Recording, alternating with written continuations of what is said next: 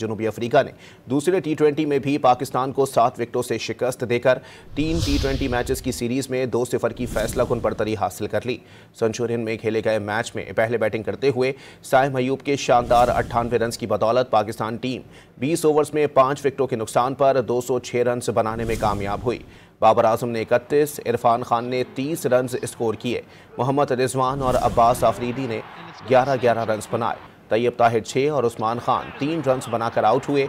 जवाब में जनूबी अफ्रीका की इब्तदाई 2 विकेटें 28 रन पर गिरी, जिन्हें जहादात खान ने आउट किया, लेकिन उसके बाद हैंड्रिक्स और रेसी वैंडर दोसन ने जारहाना बैटिंग करते हुए जनूबी अफ्रीका के लिए हदफ आसान बना दिया। हैंड्रिक्स ने 54 गेंदों पर सेंचुरी मुकम्मल की। वो 10 छक्कों और 7 चौकों की मदद से 117 रन बनाकर अब्बास आफरीदी की गेंद पर आउट हुए। रेसी वैंडर दोसन ने निस्फ सेंचुरी स्कोर की और जनूबी अफ्रीका ने हदफ 3 विकेटों पर अबूर कर लिया। 18th T20 International 50